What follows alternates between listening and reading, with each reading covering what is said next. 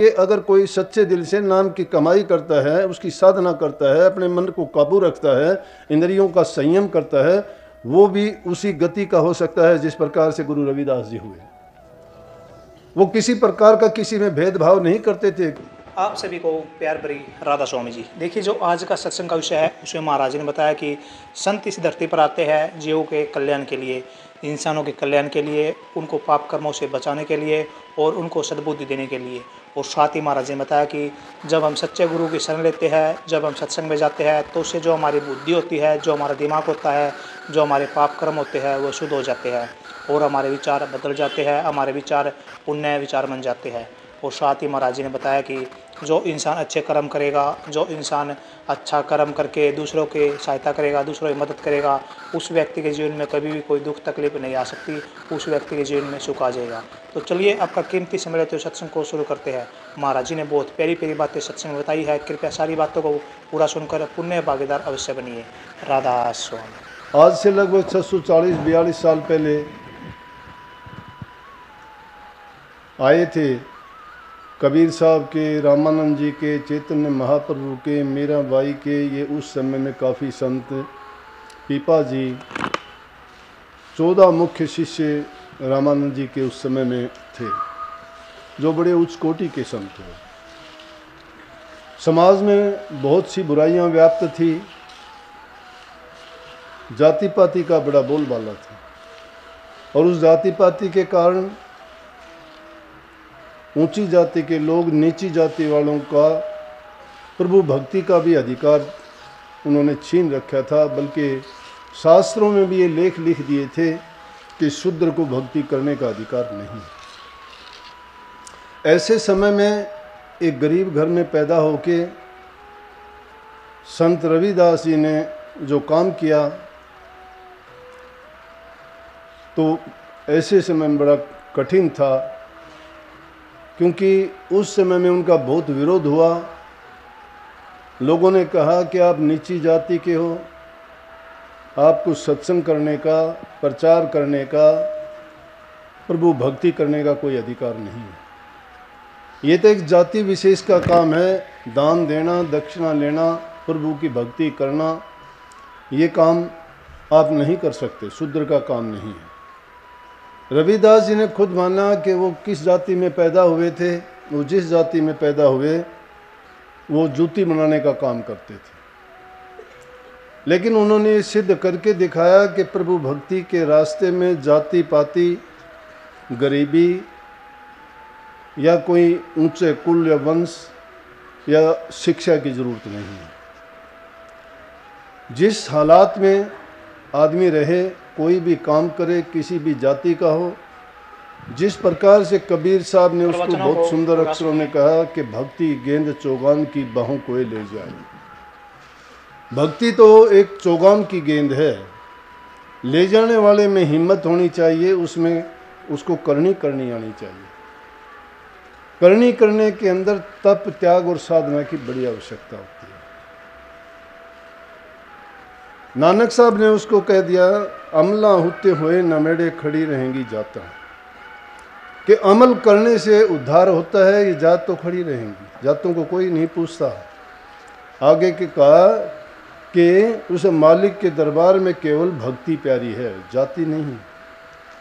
कहा है कि जात नहीं जगदीश के संतों के बिना, जो फंसा जात में वो 184 है। संत लोग जाति पाति को नहीं मानते। क्यों? आए एक ही ठोर से, उतरे एक ही घाट, समझों का मत एक है, समझे 12 बाट। जब एक ही घाट से आते हैं, सब प्रभु की संतान है, उसी की औलाद हैं हम। ये जाति पाति इंसान ने बनाई, प्रभु ने जाति बना के नहीं भेजे। सभी में एक खून है, सभी उस प्रभु की संतान हैं।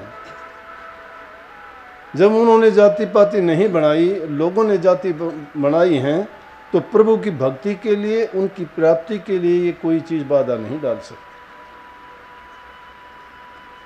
गुरु रविदास जी भी रामानंद जी के ही शिष्य थे, जबकि रामानंद जी ब्राह्मण कुल में पैदा हुए थे और उनको भी इस चीज़ के लिए, रामानंद जी के लिए कोई कुछ नहीं था, उनके लिए कोई जाति का कोई अंतर नहीं था।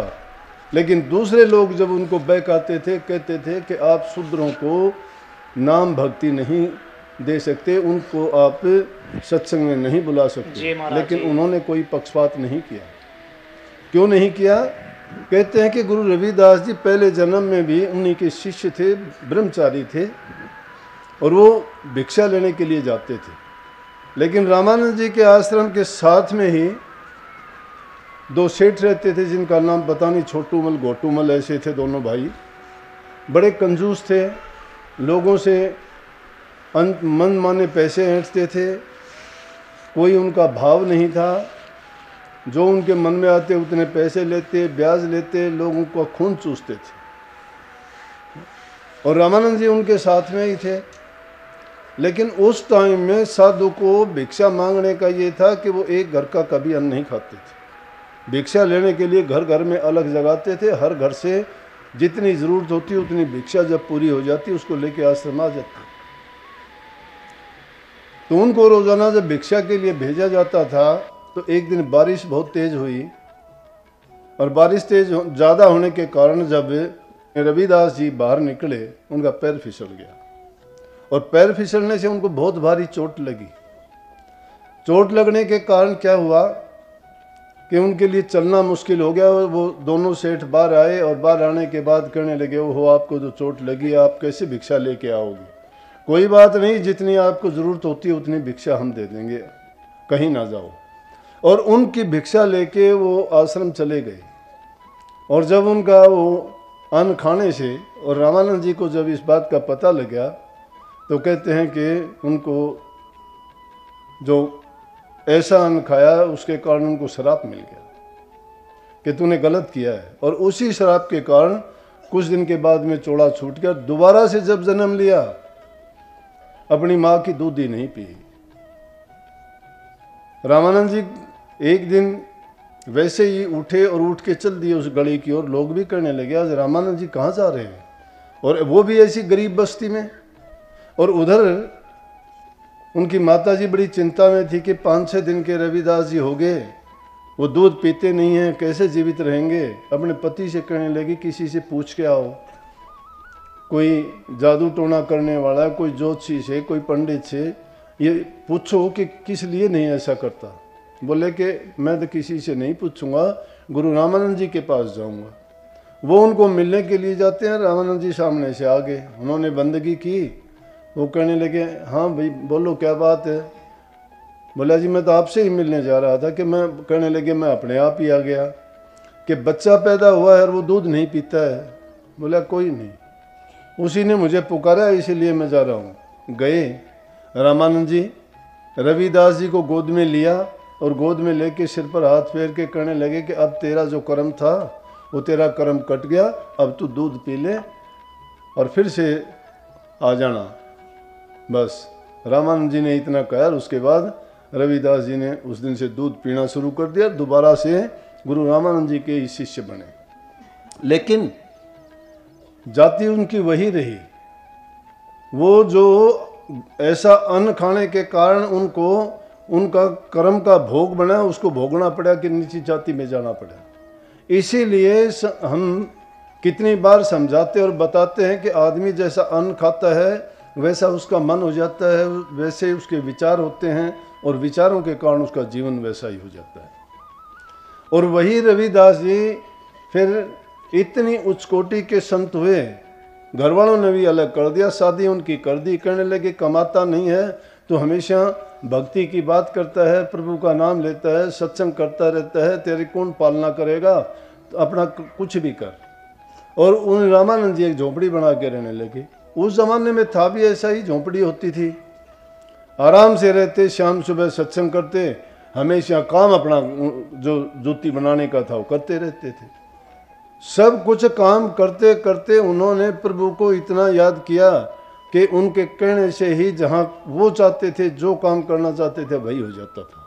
लेकिन उन्होंने उस प्रभु को कैसे पाया, गौर करने की बात सत्संगियों के लिए ये है कि उस नाम को पाके अगर कोई सच्चे दिल से नाम की कमाई करता है, उसकी साधना करता है, अपने मन को काबू रखता है, इंद्रियों का संयम करता है, वो भी उसी गति का हो सकता है जिस प्रकार से गुरु रविदास जी हुए। वो किसी प्रकार का किसी में भेदभाव नहीं करते थे, किसी की चीज़ की तरफ आंख उठा के नहीं देखते थे, वो किसी से मांग के कोई चीज़ नहीं लेते थे। और इसी बात के लिए उन्होंने क्या किया कि जब कभी ऐसा मौका आया तो उन्होंने साबित करके भी दिखा दिया कि जो आदमी को सच्ची भक्ति करने में मिलता है वो दुनिया के पदार्थों में कुछ नहीं है और वो कोई मायने नहीं रखती। ऐसी अनेक घटनाएं उनके जीवन की हैं जो इस बात को सिद्ध करती हैं। उन्होंने किसी चीज़ में विश्वास नहीं किया, बल्कि दुनिया के आडंबर उन्होंने तोड़े। और उन्होंने ये कहा कि इंसानी चोला इतना अच्छा है कि इसको पाके भी जो आदमी उस नाम की कमाई नहीं करता है, प्रभु की भक्ति नहीं करता है, तो वो आदमी अपने जीवन को बेकार कर लेता है। हीरा सा जन्म बताया है उन्होंने। हर संतों ने सभी ने कहा है कि ये जीवन बड़ा बहुमूल्य है, बार बार नहीं मिलता है। ये अवसर अगर आज से निकल जाता है तो दोबारा उसके लिए कितने भी आप प्रयास करो, जब तक वो कर्म किए हुए नहीं भोगे जाते, आगे उसका अवसर पता नहीं कब मिलता है। ये जरूर है कि 84 लाख योनि में धक्के तो इस जीव को खाने ही पड़ते हैं। एक बार किसी तरह की बात हुई, एक पंडित जी आए, उन्होंने ये साबित कि किसी जगह जाने की जरूरत नहीं, आज तो करना धरना कुछ भी है नहीं, बुराई किसी की करवा लो। राम की बुराई करते हैं, कृष्ण की बुराई करते हैं, देवताओं की बुराई करते हैं, तीर्थों की बुराई करते हैं, व्रत पूजा पाठ मंदिर मस्जिद गुरुद्वारों की बुराई करते हैं। अरे बुराई करने में क्या मिलता है, सब चीज़ हैं। वही रविदास जी को ऐसी एक बार बात उनके साथ ऐसी घटना हुई, उनको बल्कि ये कह दिया गया कि काशी जी में ब्राह्मणों ने एक बार जब उनके साथ जिद्दबाजी की और कहने लगे कि रविदास जी, एक तरफ तो आप कहते हैं कि हम विदेह की भक्ति करते हैं, शब्द की भक्ति करते हैं, शब्द का अभ्यास करते हैं, फिर आप मूर्ति पूजा क्यों करते हैं? रविदास जी ने उनको समझाया कि मूर्ति पूजा करना गलत नहीं है, कि बिना हथियार का सूरमा कौन है? जिसके पास हथियार नहीं है वो किस चीज से लड़ता है? अगर तुम्हारे पास इष्ट नहीं है तो मन को कहाँ पे रोकोगे? पेड़ पे अगर फल लगते हैं तो उससे पहले उस पर फूल लगते हैं, लेकिन फूल से जब फल बनना शुरू हो जाता है तो क्या फूल पौधे पे रहता है? फूल नहीं रहता है। इसी प्रकार से तुम अगर ये चाहते हो कि मैं मूर्ति पूजा करता हूँ, मूर्ति पूजा नहीं, मूर्ति पूजा की जब तक जरूरत थी जब तक मैंने अपने मन की साधना नहीं कर ली। अब मन को मैंने रोक लिया, ये मूर्ति लो गंगा जी में प्रवाहित कर दिया कि जरूरत नहीं है मुझे इसकी। और इन मूर्तियों को कि जब प्रभु की शक्ति किसी के अंदर आ जाती है, जो उनको अपना समर्पण कर देता है, तो प्रभु भी उसके कहे में सारे काम करता है। कितनी बार उनके साथ ऐसी जिद्दबाजियां हुई, बड़े बड़े राजे महाराज नतमस्तक हुए उनके रविदास जी के। चित्तौड़ की रानी झाली वहां आके उनके दरबार में, पूरी काशी नगरी इतनी आज भी उतनी ही वो धार्मिक नगरी मानी जाती है कि पूरे विश्व में प्रसिद्ध है काशी जी।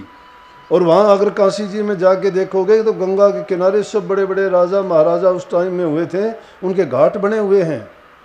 ये वही काशी जी है जहाँ राजा हरिश्चंद्र ने मुर्दा घाट पे काम किया था। आज भी वो मुर्दा घाट कायम है, और आज भी अगर जाके देखोगे तो 24 घंटे उसमें मुर्दे अब भी जलते रहते हैं। मुझे भी ऐसा अवसर देखने के लिए मिला था, मैंने सुना था, लेकिन जब खुद अपनी आंखों से जाके देखा तो अब भी वो वैसे की वैसे है। सत्संग को पूरा सुनने के लिए का बहुत बहुत धन्यवाद। हम आशा करते हैं आपने सत्संग को बड़ा ही ध्यान से सुना हुआ। तो जैसे प्यारे साधु जी, आपने सत्संग में सुना, महाराज ने बताया कि अगर व्यक्ति को अपने जीवन में बदलाव लेके आना है, व्यक्ति को अपने जीवन में सार्थकता और सुख लेके आना है, तो उसके लिए हमें सत्संग अत्यंत आवश्यक है। हम सत्संग में जाएंगे और सत्संग की बातों को मानेंगे, गुरु के वचनों को मानेंगे, तो हमारे जीवन की जो लाइन है, जो रास्ते हैं, वो आसान बन जाएंगे। और जैसा ही महाराज ने बताया कि जो इंसान नेक कर्म करेगा उस व्यक्ति के जीवन में सुख आ जाएगा। जो इंसान बड़ों का आदर मान सम्मान करेगा वह व्यक्ति अपनी मंजिलों को प्राप्त कर लेगा। और साथ ही जैसे महाराज ने बताया कि हमें अपने मन में दया और परोपकार की भाव हमेशा रखने चाहिए, क्योंकि दया से ही जीवन है, परोपकार से ही जीवन है। हमें किसी को कष्ट नहीं देना चाहिए, दूसरों को हमेशा परोपकार करना चाहिए और उनके प्रति परोपकारी भावना रखनी चाहिए। तो कृपया महाराज जी की इन बातों को आप अपने जीवन में अवश्य उतारिए और अपने जीवन को सार्थक, सफल और सुखमयी अवश्य बनाइए। और साथ ही अगर आपको सत्संग अच्छा लगा तो कमेंट बॉक्स में राधा स्वामी लिखकर पुण्य भागीदार अवश्य बनिए। मिलते हैं जल्दी एक नए और बहुत ही प्यारे प्रवचनों के साथ। तब तक के लिए आप हमें दीजिए राधा स्वामी।